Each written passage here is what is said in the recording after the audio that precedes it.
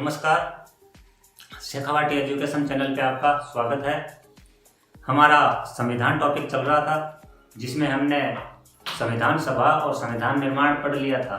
आज हम संविधान की विशेषताएं और जो संविधान के स्रोत हैं, किस देश से क्या लिया गया है, किस देश के संविधान को देख के कौन सी चीज़ों को उसमें सम्मिलित किया गया है, इनके बारे में चर्चा करेंगे।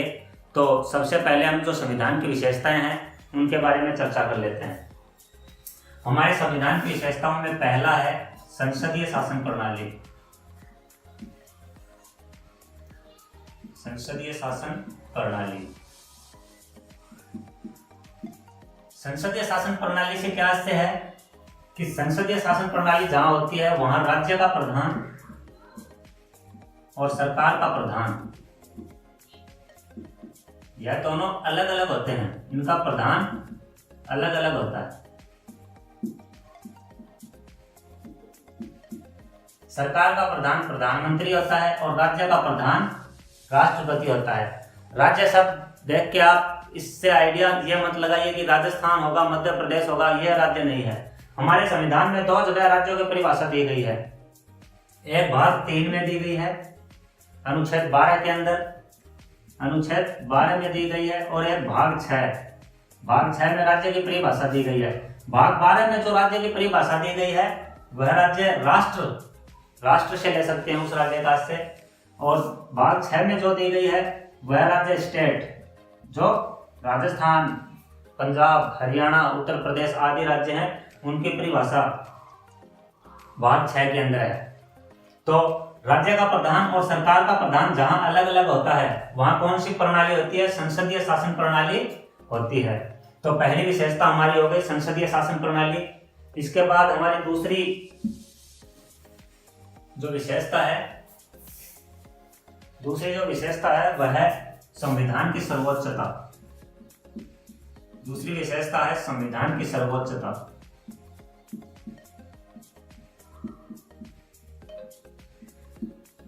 तो संविधान की सर्वोच्चता मतलब हमारे देश में जो संविधान है उससे ऊपर कोई नहीं है। सभी के सभी जो भी संस्थाएं हैं, जो भी कानून है, जो भी विधि है, वह संविधान के अंतर्गत ही है। मतलब संविधान सर्वोपरि है। तो संविधान की सर्वोच्चता हो गई। तीसरी विशेषता है संघात्मक व एकात्मक। संघात्मक व एकात्मक शासन का समन्वय।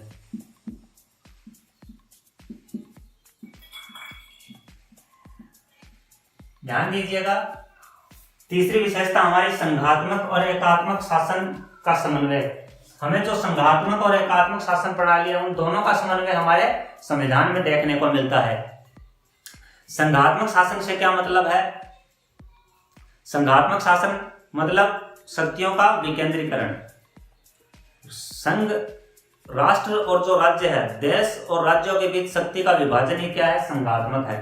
तो हमें हमारे संविधान में हमारे देश की जो केंद्र सरकार है उसके पास भी शक्तियां हैं और जो राज्य सरकारें हैं उनके पास भी शक्तियां हैं। और एकात्मक मतलब लगभग जो सारी शक्तियां हैं वह केंद्र के अधीन होती हैं। जो मुख्य शक्तियां हैं वह केंद्र के अधीन होती हैं और आपातकाल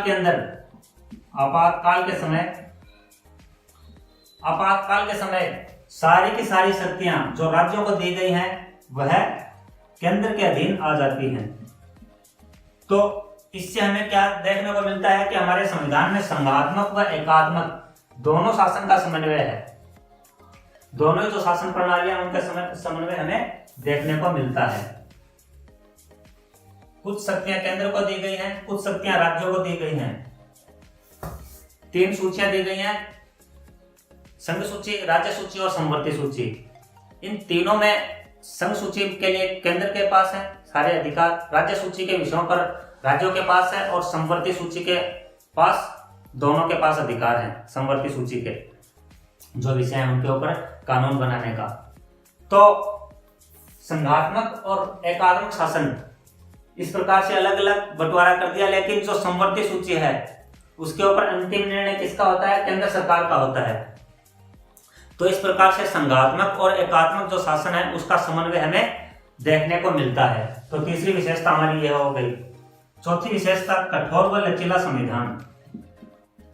कठोर व लचीला। कठोर व लचीला संविधान, चौथी विशेषता हमारी कठोर व लचीला संविधान है। इससे क्या मतलब है कि संविधान संशोधन की प्रक्रिया, कठोर व लचीले संविधान से क्या है, संविधान संशोधन प्रक्रिया। हमारे संविधान में अनुच्छेद 368 के अंतर्गत संविधान संशोधन की प्रक्रिया के बारे में दिया गया है। कठोर का मतलब क्या है कि इसमें आसानी से परिवर्तन नहीं किए जा सकते। कुछ विषय हमारे संविधान में ऐसे हैं जिन पर आसानी से परिवर्तन नहीं किया जा सकता, और कुछ ऐसे विषय हैं जिन पर आसानी से परिवर्तन किया जा सकता है।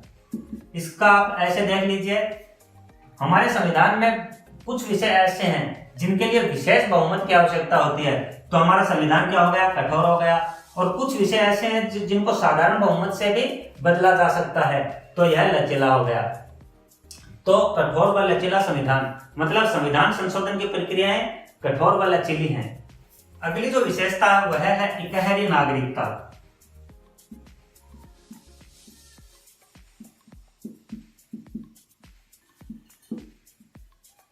जहां संघात्मक शासन देखने को मिलता है वहां इकहरी नागरिकता नहीं होती है।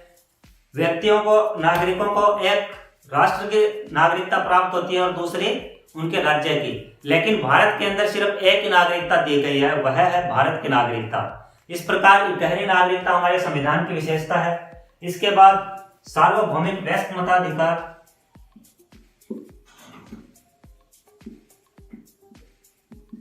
सार्वभौमिक वयस्क मताधिकार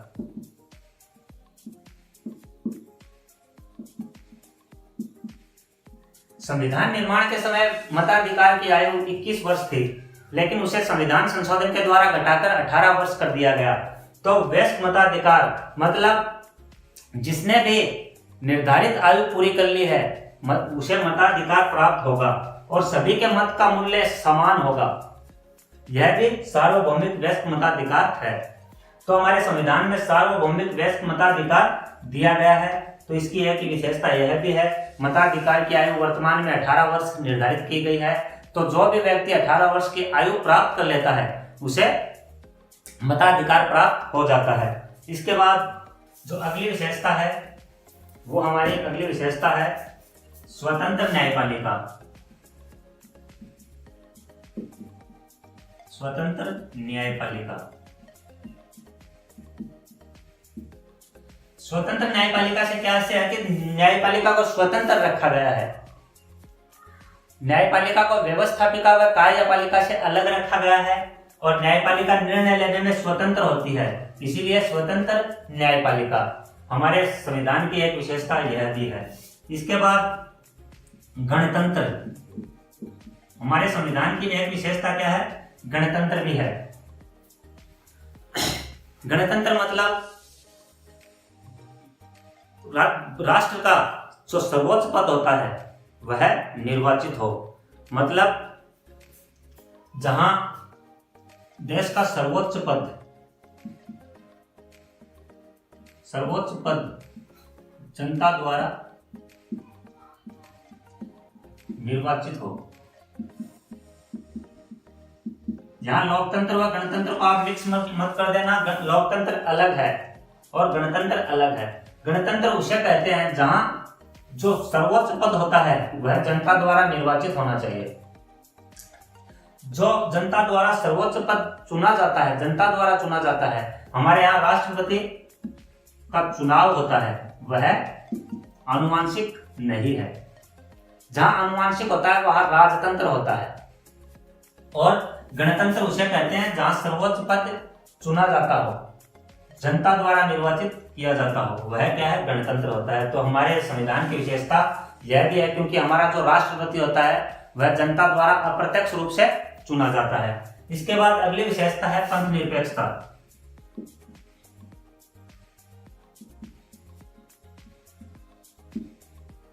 पंथ निरपेक्षता से क्या है राज्य का कोई विशेष धर्म नहीं है। सभी धर्म राज्य की दृष्टि से समान महत्व रखते हैं। सभी को अपना अपना धर्म मानने की स्वतंत्रता होती है। मतलब राज्य का कोई धर्म नहीं हो, राज्य का कोई धर्म नहीं। जब राज्य का कोई धर्म नहीं होता, कोई विशेष धर्म को महत्व नहीं दिया जाता, तो वह पंथ निरपेक्षता है। यह मूल संविधान में शब्द नहीं था, लेकिन 42वें संविधान संशोधन द्वारा पंथ निरपेक्षता शब्द को जोड़ा गया और हमारे संविधान की एक विशेषता यह भी हो गई। इसके बाद न्यायिक पुनरावलोकन।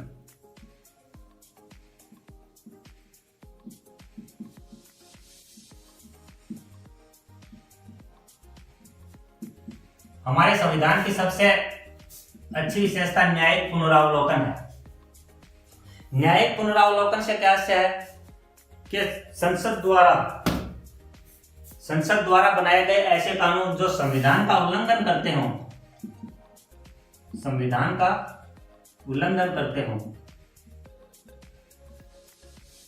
ऐसी विधि या कानून जो संविधान का उल्लंघन करते हो, तो उन्हें निरस्त किया जा सकता है उच्चतम न्यायालय के द्वारा।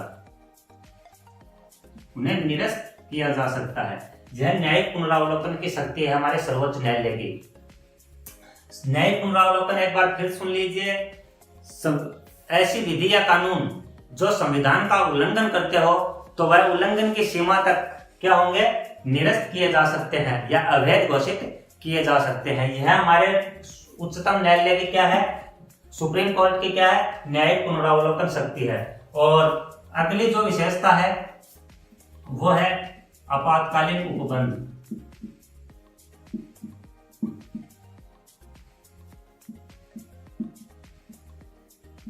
आपातकालीन उपबंध हमारे संविधान के भाग 18 में अनुच्छेद 352 से लेकर 360 तक आपातकालीन शक्तियां या आपातकालीन उपबंधों का क्या किया गया है, समावेश किया गया है, जो विशेष परिस्थितियों में लागू किए जा सकते हैं। यही क्या है, आपातकालीन उपबंध है और यह संविधान की एक विशेषता है। इसके बाद संविधान की और भी बहुत सी विशेषताएं हैं। सबसे बड़ा संविधान है, लिखित और निर्मित संविधान है।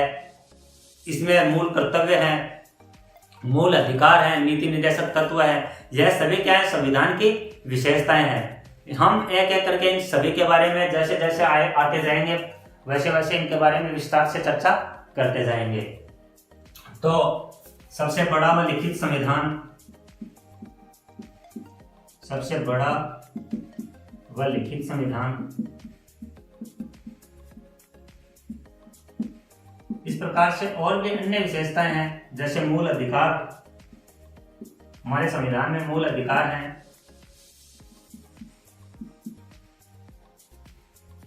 शुरुआत में हमें 7 मूल अधिकार दिए गए थे, लेकिन संपत्ति के अधिकार को हटाकर उसको कानूनी अधिकार अनुच्छेद 300 के अंतर्गत बना दिया गया।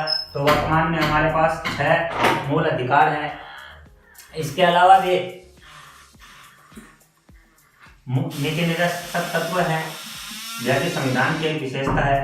नीति निर्देशक तत्व, नीति निर्देशक तत्व क्या है,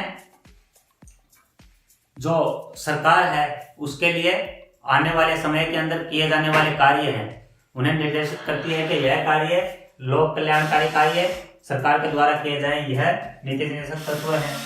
मूल कर्तव्य है नागरिकों के लिए, मूल कर्तव्य हैं जो भाग 4 क 51 क के अंदर अनुच्छेद 51 क में शामिल किए गए। इस प्रकार से हमारे संविधान में अनेक विशेषताएं हैं जो हमें देखने को मिलेंगी जैसे जैसे हमारे सामने आते जाएंगे। प्रस्तावना भी हमारे संविधान की एक विशेषता है। इस प्रकार से अनेक हमारे संविधान की विशेषताएं हैं। तो हमने जो संविधान की विशेषताएं थी वह देख ली हैं। अब हम आगे संविधान के जो स्रोत हैं, कौन से देश से क्या लिया गया है, उसके बारे में चर्चा करेंगे। एक बार संविधान की जो विशेषताएं हैं मोटी मोटी उनको देख लीजिए। पहली विशेषता हमने देखी संसदीय शासन प्रणाली, उसके बाद हमने देखा न्यायिक पुनरावलोकन देख लिया, और भी हमने सारी देख ली है, जैसे इकाई नागरिकता है और आपातकालीन उपबंध है। इस प्रकार से सबसे बड़ा व लिखित संविधान है, मूल अधिकार है, नीति निर्देशक तत्व हैं, इनके बारे में चर्चा कर ली है। अब हम जो संविधान के स्रोत हैं उनके बारे में चर्चा करते हैं। तो संविधान की विशेषताएं हमारी हो गई हैं। अगला हमारा जो टॉपिक है वो है संविधान के स्रोत। हमारे संविधान को उधार का बोरा कहा जाता है, क्योंकि हमारे संविधान से जो विषय वस्तु है वह अनेक संविधानों से ली गई है। बहुत से संविधानों का अध्ययन करने के बाद हमारे संविधान का निर्माण किया गया, और इसीलिए जो अनेक चीजें हैं वह अलग अलग देशों के संविधानों से ली गई हैं। इसीलिए हमारे संविधान को उधार का बोरा या उधार का थैला कहा जाता है। 1935 का जो भारत शासन अधिनियम था, 1935 का जो भारत शासन अधिनियम था उससे लगभग 250 अनुच्छेद ज्यों के त्यों या मात्र कुछ परिवर्तनों के साथ हमारे संविधान में शामिल किए गए हैं।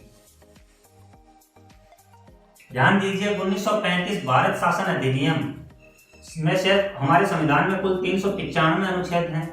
उनमें से लगभग 250 अनुच्छेद भारत शासन अधिनियम 1935 से ज्यों के त्यों शामिल किए गए हैं, या उनमें कुछ मामूली परिवर्तन करके।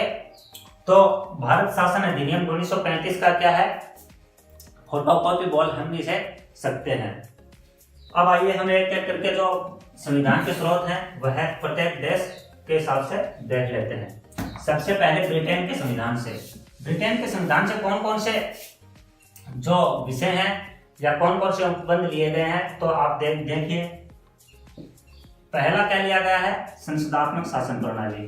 संसदात्मक शासन प्रणाली कहां से ली गई है, ब्रिटेन के संविधान से ली गई है। 1935 भारत शासन अधिनियम किसने बनाया था, ब्रिटेन ने बनाया था भारत के लिए, और उसके लगभग जो अनुच्छेद हैं वह उसमें शामिल किए गए हैं संविधान में। तो इसलिए जो लगभग चीजें हैं वह ब्रिटेन के संविधान से लिए गए हैं। अगली जो है वह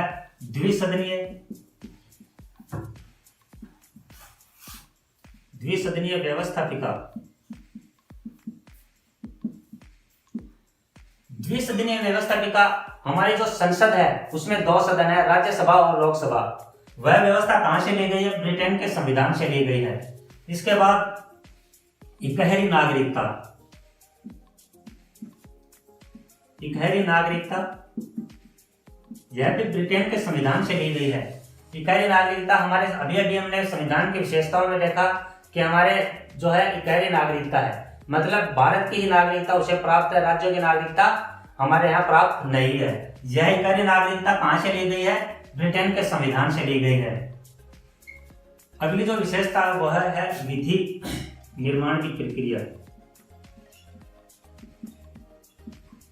विधि निर्माण की प्रक्रिया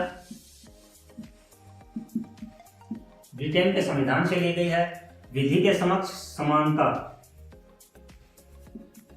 विधि के समक्ष समानता। विधि के समक्ष समानता से क्या आशय है कि किसी को भी कोई विशेषाधिकार प्राप्त नहीं है। सभी के ऊपर जो विधि है या संविधान है या जो कानून है वह समान रूप से लागू होंगे। यही क्या है, विधि के समक्ष समानता है। और अगला लिया गया हमारा राष्ट्रपति की जो संवैधानिक स्थिति है। राष्ट्रपति की संवैधानिक स्थिति यह भी ब्रिटेन के संविधान से ली गई है। राष्ट्रपति की संवैधानिक स्थिति जो ब्रिटेन का क्राउन है उसके समान ही हमारे राष्ट्रपति को क्या है, शक्तियां प्राप्त हैं। तो राष्ट्रपति की जो संवैधानिक स्थिति है वह ब्रिटेन के संविधान से ली गई है। इसके बाद संसदीय विशेषाधिकार। संसदीय विशेषाधिकार भी कहां से लिए गए हैं, ब्रिटेन के संविधान से लिए गए हैं। तो इस प्रकार से एकल नागरिकता हमने पढ़ ली, संसदात्मक शासन प्रणाली, द्विसदनीय व्यवस्थापिका, इकहरी नागरिकता, विधि निर्माण की प्रक्रिया, विधि के समक्ष समानता, राष्ट्रपति की संवैधानिक स्थिति और संसदीय विशेषाधिकार यह कहां से लिए गए हैं, ब्रिटेन के संविधान से लिए गए हैं। इसके बाद जो अगला है वह अमेरिका का संविधान। दूसरा जो देश है वह अमेरिका का संविधान से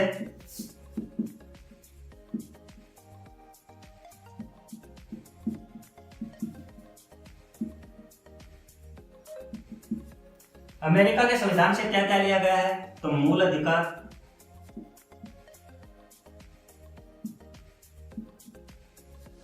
मूल अधिकार अमेरिका के संविधान से लिए गए हैं। राष्ट्रपति का पद,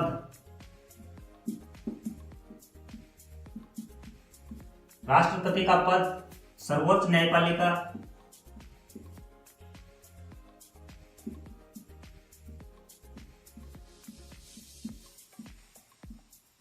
सर्वोच्च न्यायपालिका और वित्तीय आपातकाल, अनुच्छेद 360,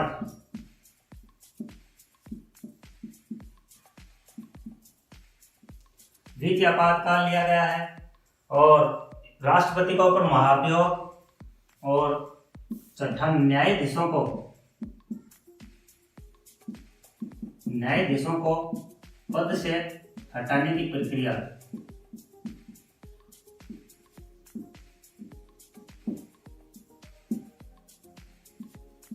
तो ध्यान दीजिए, अमेरिका के संविधान से मूल अधिकार लिए गए हैं। जो राष्ट्रपति का पद है वह अमेरिका के संविधान से लिया गया है। सर्वोच्च न्यायपालिका अमेरिका के संविधान से ली गई है। वित्तीय आपातकाल जो हमारे संविधान में अनुच्छेद 360 है वह अमेरिका के संविधान से ही लिया गया है। राष्ट्रपति पर जो महाभियोग प्रक्रिया है वह भी अमेरिका के संविधान से लिया गया है। और न्यायाधीशों को पद से हटाने की जो प्रक्रिया है वह भी कहां से ली गई है? अमेरिका के संविधान से लिया गया है। इसके बाद जो हमारा अगला संविधान है वह है आयरलैंड का संविधान। आयरलैंड के संविधान,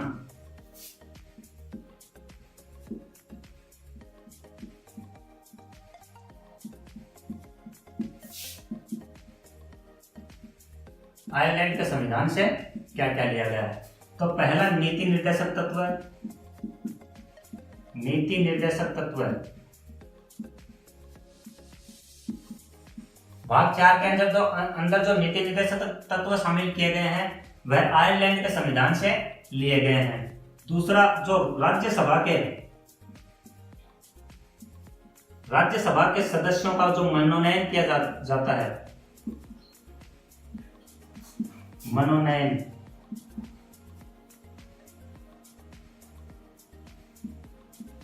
राज्यसभा के सदस्यों का जो मनोनयन किया जाता है वह भी आयरलैंड के संविधान से लिया गया है। राज्यसभा में 12 सदस्यों का मनोनयन किया जाता है। उन 12 सदस्यों का मनोनयन कहां से लिया गया है? आयरलैंड के संविधान से लिया गया है। और जो तीसरा है वह राष्ट्रपति का निर्वाचन। राष्ट्रपति का पद कहां से लिया गया है? अमेरिका के संविधान से, लेकिन राष्ट्रपति का जो निर्वाचन प्रक्रिया है वह आयरलैंड के संविधान से लिया गया है। राष्ट्रपति का निर्वाचन, आप जो कुछ चीजें इनके ऊपर ध्यान दीजिएगा। ब्रिटेन के संविधान से क्या लिया गया है? ब्रिटेन के संविधान से लिया गया राष्ट्रपति की संवैधानिक स्थिति, मतलब जो राष्ट्रपति की शक्तियां होंगी वह कैसी होंगी, वह कहां से लिया गया है? ब्रिटेन के संविधान से। और राष्ट्रपति का पद कहां से लिया गया है? अमेरिका के संविधान से। और राष्ट्रपति का निर्वाचन कहां से लिया गया है? आयरलैंड के संविधान से। तो आप जो चीजें आ रही हैं एक ही पद से संबंधित, उनको आप अलग अलग याद रखिएगा, ध्यान दीजिएगा। इस प्रकार से अन्य आएंगे, जैसे यहाँ राज्यसभा का मनोनयन है तो आगे राज्यसभा के सदस्यों का निर्वाचन वह अलग देश के संविधान से लिया गया है। तो आयरलैंड के संविधान से 3 चीजें ली गई हैं, एक बार फिर देख लीजिए। नीति निर्देशक तत्व, राज्यसभा के सदस्यों का मनोनयन और राष्ट्रपति का निर्वाचन आयरलैंड के संविधान से लिया गया है। जो अगला देश है वह है कनाडा। चौथा है कनाडा के संविधान से।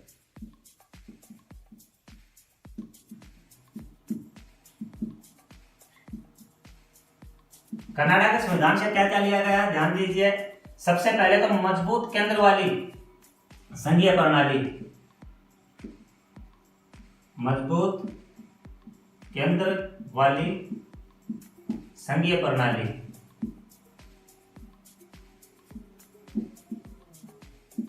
मजबूत केंद्र वाली संघीय प्रणाली क्या से है? हमारे यहाँ केंद्र क्या है? मजबूत है। हमारे यहाँ राज्यों का संघ है देश, और उसमें केंद्र को मजबूत बनाया गया है। राज्य केंद्र की अपेक्षा कमजोर है। तो मजबूत केंद्र वाली संघीय प्रणाली कहां से लिया गया है? कनाडा के संविधान से। दूसरा, राज्यपाल की नियुक्ति। राज्यपाल की नियुक्ति कनाडा के संविधान से ली गई है। मतलब जो राज्यपाल की नियुक्ति की जाती है वह राज्यपाल की जो नियुक्ति की जाती है वह जो कनाडा का संविधान है उससे ली गई है। जो तीसरी विशेषता वह है अवशिष्ट शक्तियां। अवशिष्ट शक्तियां जो केंद्र के पास हैं वह कहां से ली गई है? कनाडा के संविधान से ली गई है। और सर्वोच्च न्यायालय की जो सलाहकारी शक्ति है, सर्वोच्च न्यायालय तो सलाह देने की शक्ति रखता है सरकार को। सर्वोच्च न्यायालय की सलाहकारी शक्ति कहां से? कनाडा से। तो एक बार फिर देख लीजिए कनाडा के संविधान से क्या क्या लिया गया है। तो मजबूत केंद्र वाली संघीय प्रणाली, जो संघीय प्रणाली है मजबूत केंद्र वाली, हमारे यहाँ केंद्र मजबूत है राज्यों की अपेक्षा, यह कहां से लिया गया है? कनाडा से लिया गया है। राष्ट्रपति राज्यपाल की नियुक्ति करता है, वह कहां से लिया गया है? कनाडा से लिया गया है। और जो अवशिष्ट शक्तियां हमारे यहाँ केंद्र को प्राप्त है, यह भी कनाडा से लिया गया है। और सर्वोच्च न्यायालय की जो सलाह देने की शक्ति है वह भी कहां से लिया गया है? कनाडा से लिया गया है। इसके बाद ऑस्ट्रेलिया के संविधान से, ऑस्ट्रेलिया के संविधान से 3 चीजें ली गई है मुख्य रूप से। ऑस्ट्रेलिया के संविधान से जो पहली चीज है वह है संयुक्त बैठक। जो संयुक्त बैठक होती है वह अनुच्छेद 108 के अंतर्गत हमारे यहाँ संयुक्त बैठक होती है। राज्यसभा व लोकसभा दोनों सदनों की जो संयुक्त बैठक है वह कहां से लिया गया है? ऑस्ट्रेलिया के संविधान से लिया गया है। इसके बाद जो समवर्ती सूची है, समवर्ती सूची है, जो सूचियां हैं वह जो अनुसूची 7 के अंदर हमारे यहाँ सूचियां हैं, 3 सूचियां, संघ सूची, राज्य सूची और समवर्ती सूची। यहाँ जो समवर्ती सूची है वह ऑस्ट्रेलिया के संविधान से ली गई है। समवर्ती सूची में जो विषय हैं उनके ऊपर कानून बनाने की शक्ति राज्य व केंद्र दोनों को होती है। इसीलिए जो समवर्ती सूची है वह ऑस्ट्रेलिया के संविधान से ली गई है। और जो प्रस्तावना है हमारी, उस प्रस्तावना की भाषा, प्रस्तावना नहीं ली गई है, प्रस्तावना की जो भाषा है, प्रस्तावना की जो भाषा है वह कहां से ली गई है? ऑस्ट्रेलिया के संविधान से ली गई है। भाषा का मतलब हम भारत के लोग, भारत को एक संपूर्ण प्रभुत्व संपन्न समाजवादी पंथ निरपेक्ष जो यह भाषा है यह कहां से ली गई है? प्रस्तावना की भाषा ऑस्ट्रेलिया के संविधान से ली गई है। तो ऑस्ट्रेलिया के संविधान से यह 3 चीजें ली गई हैं। अगला है फ्रांस के संविधान से। फ्रांस के संविधान से पहला तो लिया गया है गणतंत्र। अभी हमने गणतंत्र का मतलब देख लिया था कि जो सर्वोच्च पद है वह जनता के द्वारा चुना जाता हो तो वह क्या होता है? गणतंत्र कहलाता है। और जहां पीढ़ी दर पीढ़ी चलता आता हो सर्वोच्च पद वह राजतंत्र होता है। तो जो गणतंत्र है वह कहां से लिया गया है? फ्रांस से लिया गया है। और इसके बाद जो स्वतंत्रता, समानता और बंधुता का जो आदर्श है वह भी कहां से लिया गया है? फ्रांस के संविधान से लिया गया है। तो फ्रांस के संविधान से 2 चीजें ली गई है। पहला तो जो गणतंत्र है वह फ्रांस के संविधान से, और जो स्वतंत्रता, समानता और बंधुता का आदर्श है वह भी कहां से लिया गया है? फ्रांस के संविधान से लिया गया है। अगला जो देश है वह हमारा है जर्मनी। जर्मनी के संविधान से एक चीज ली गई है, वो है आपातकाल के अंदर, आपातकाल के अंदर मूल अधिकारों का मतलब जो आपातकाल के अंदर मूल अधिकारों को निलंबित कर दिया जाता है। जब देश में आपातकाल लागू होता है तो मूल अधिकार क्या हो जाते हैं? निलंबित हो जाते हैं। वह कहां से लिया गया है? जर्मनी के संविधान से लिया गया। मूल अधिकारों का निलंबन जर्मनी के संविधान से लिया गया है। आपातकाल के अंदर जब मूल अधिकारों का निलंबित कर दिया जाता है वह जर्मनी के संविधान से लिया गया है। जापान के संविधान से क्या लिया गया है? विधि द्वारा स्थापित प्रक्रिया। विधि द्वारा स्थापित प्रक्रिया का क्या मतलब है? ध्यान दीजिए, जब कोई भी कानून या विधि संविधान में वर्णित विधि की जो प्रक्रिया है, संविधान में वर्णित जो विधि की प्रक्रिया है उसके अंतर्गत बनाया जाता है, तो चाहे वह कानून गलत ही क्यों नहीं हो, उसे समाप्त नहीं किया जा सकता। ध्यान दीजिए, विधि द्वारा स्थापित प्रक्रिया का आशय है देश में कोई भी कानून या विधि संविधान में वर्णित विधि की जो प्रक्रिया है उसके अंतर्गत बनाया जाता है तो वह सही होगा, उसे गलत नहीं ठहराया जा सकता। जो प्रक्रिया निश्चित की गई है उस प्रक्रिया का पालन करते हुए कोई भी विधि या कानून का निर्माण किया जाता है तो वह विधि किसी भी हालात में क्या होगा, सही होगा, गलत नहीं ठहराई जा सकती। इसके बाद है सोवियत संघ। जो सोवियत संघ है उससे कौन सी चीज ली गई है, मूल कर्तव्य लिए गए हैं। जो मौलिक कर्तव्य हैं, नागरिकों के जो मौलिक कर्तव्य हैं वह कहां से, कौन से संविधान से लिए गए हैं, सोवियत संघ से लिए गए हैं। सोवियत संघ का जो संविधान था उससे हमारे जो मौलिक कर्तव्य हैं वह लिए गए हैं। और अंत में दक्षिण अफ्रीका के संविधान से क्या क्या लिया गया है। तो दक्षिण अफ्रीका के संविधान से क्या क्या लिया गया है, संविधान संशोधन की प्रक्रिया। हमारे संविधान में अनुच्छेद 368 के अंतर्गत क्या है, संविधान संशोधन की प्रक्रिया दिया गया है। तो यह संविधान संशोधन की प्रक्रिया है, यह कहां से ली गई है, दक्षिण अफ्रीका के संविधान से ली गई है। और जो राज्यसभा के सदस्यों का निर्वाचन है, राज्यसभा सदस्यों का निर्वाचन प्रक्रिया, राज्यसभा के सदस्यों की जो निर्वाचन प्रक्रिया है वह भी दक्षिण अफ्रीका के संविधान से ली गई है। दक्षिण अफ्रीका के संविधान से क्या क्या लिया गया है, सबसे पहले तो संविधान संशोधन की प्रक्रिया दक्षिण अफ्रीका के संविधान से ली गई है। और फिर राज्यसभा के सदस्यों का जो निर्वाचन है, जो निर्वाचन प्रणाली है वह दक्षिण अफ्रीका के संविधान से ली गई है। तो आज हमने संविधान की दो चीजें देख ली, पहली विशेषता देख ली और उसके बाद संविधान के जो स्रोत हैं वह देख लिए।